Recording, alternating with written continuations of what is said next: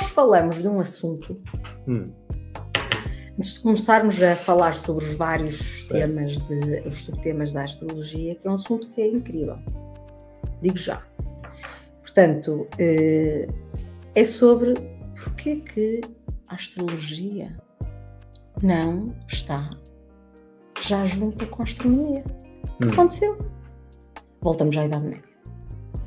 Vamos à Idade Média perceber o que é que Queres aconteceu. falar sobre isso? Vamos lá então falar sobre isso um bocadinho. Para perceber. Eu não sei se em alguma live já não tivemos essa oportunidade, não? Não, eu acho que nós o que falamos foi que elas eram uma só. Mas não sei qual foi, mas acho que sim. São uma só. E que o entendimento das coisas é a astronomia trata do objeto em si, certo, objetivamente, racionalmente, materialisticamente. Certo. Dá para medir, não é? E a astrologia vai falar do aspecto simbólico, significativo, hermenêutico, certo. Irracional, se quisermos, simbólico, se quisermos, todo o aspecto psíquico, se quisermos, mitológico. Então, um é o aspecto masculino, o outro é o aspecto feminino. Da mesma maneira que existe no mundo o homem e a mulher. Claro, da mesma maneira que os géneros são dois. Da mesma forma que temos o yin e o yang. Da mesma forma do consciente e do inconsciente. Do que é material e do que é subtil.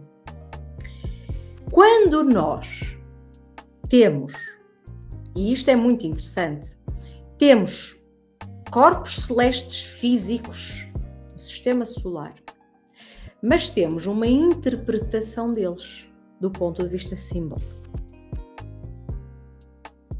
Eles andam e nós interpretamos o que significa esses movimentos. Esta interpretação é uma interpretação simbólica, significativa.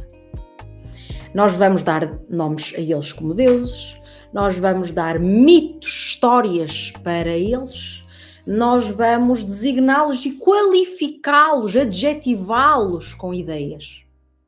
Porque o Sol é isto, porque a Lua é aquilo, porque o Urano é aquilo e porque o outro faz assim. Um é o Senhor dos Mortos, o outro é a Senhora das Luzes, o outro é um não sei o quê. Isto é o aspecto simbólico, o aspecto do inconsciente. Essa é a linguagem do nosso inconsciente. Jung trouxe-nos isso. Agora, no início do século XX. Até lá, achava-se que era crendice, historietas, mitos, ideias que não se entendiam exatamente para que serviam. Jung veio perceber, porque ele se debruçou sobre todo esse estudo antigo, que os mitos são a forma como eles explicavam os fundamentos psicológicos que o ser humano precisa de passar neste processo de evolução espiritual. Portanto, os antigos que falavam dos mitos não conheciam muito bem os planetas no céu do ponto de vista material, mas eles já lhes tinham dado nomes, já tinham criado histórias para eles. Será que as criaram? E aí perdemos-nos na noite dos tempos. Pois.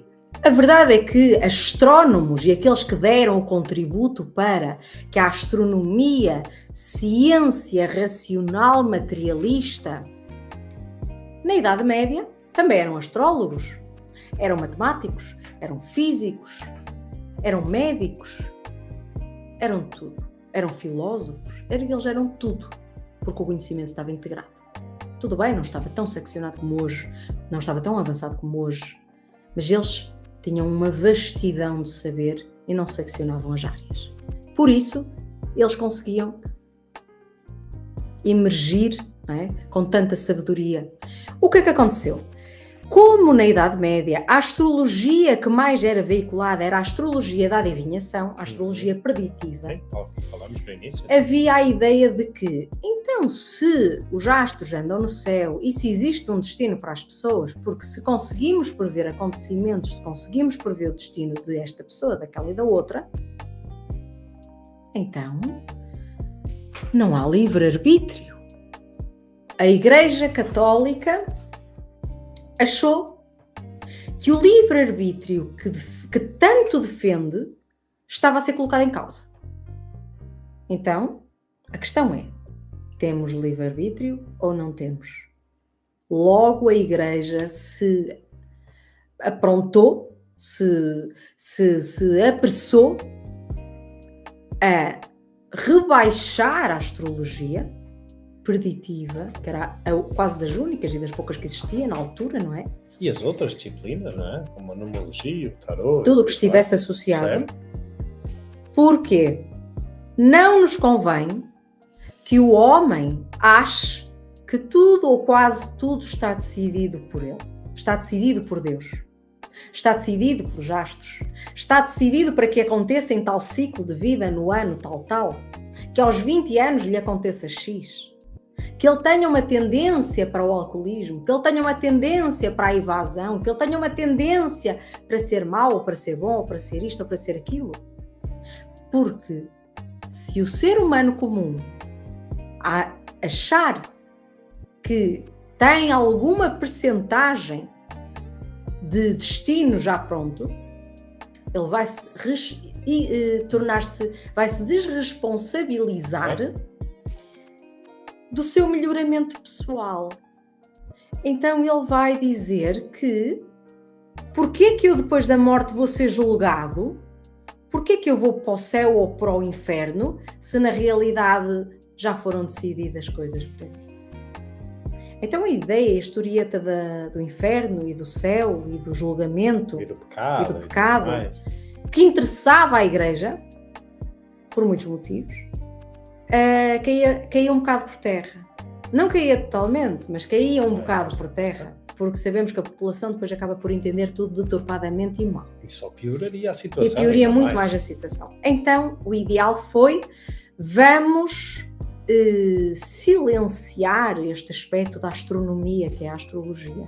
Então os astrónomos tiveram que se calar e tiveram que escrever os seus livros de astronomia no silêncio a partir da Idade Média para a frente, porque senão eram considerados hereges. E eram perseguidos. Não é? E então, pelo menos nós cá no Ocidente, não é? Com a Inquisição, não é?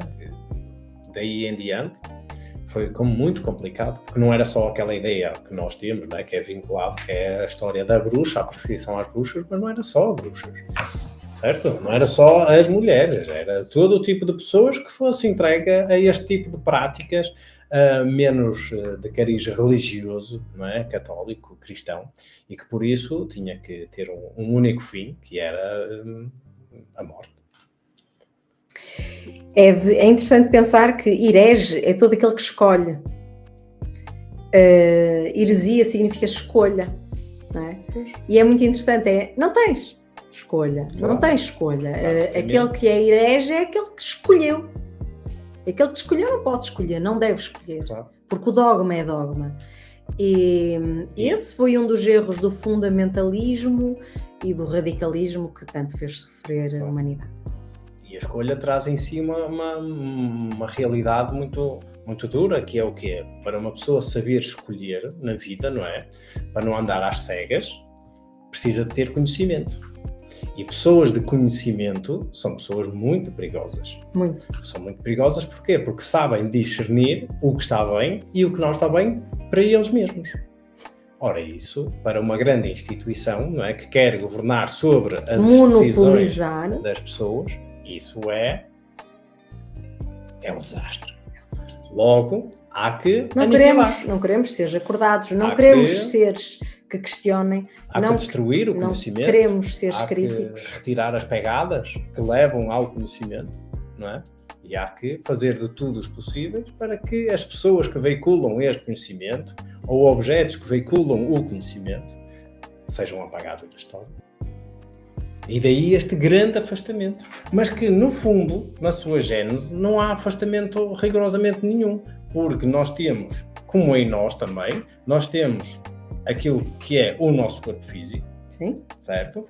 Temos aquilo que representa o símbolo do ser humano, que é o espírito, que é a sua verdadeira essência, E o e depois significado. temos o nosso significado, não é? O que significa ser um ser humano, que é uma experiência humana aqui nesta escola, reencarnatória, por aí fora, por aí fora, por aí fora. Objeto, símbolo, significado. Isso. E por isso acho sempre, em tudo o que nós quisermos estudar e debruçarmos sobre, O vamos aspecto sempre encontrar material, essas três temos- dimensões. Exatamente, o aspecto Não é? simbólico e o aspecto significativo. Agora, não faz sentido nenhum eu quero estudar a íris e simplesmente vou estudar, não é só a orelha, ou só o cabelo, ou só o olho, porque isso é apenas uma partezinha daquilo que é a íris, certo? Ou daquilo que é uma outra coisa qualquer. Por isso, a astronomia e É a uma fatia da astrologia, roda. né, são uma e a mesma coisa, simplesmente naquilo que a Iris estava a falar, uma polaridade masculina e uma polaridade feminina. Ainda assim, é um princípio universal Exatamente. e apenas um. E é isso. Então,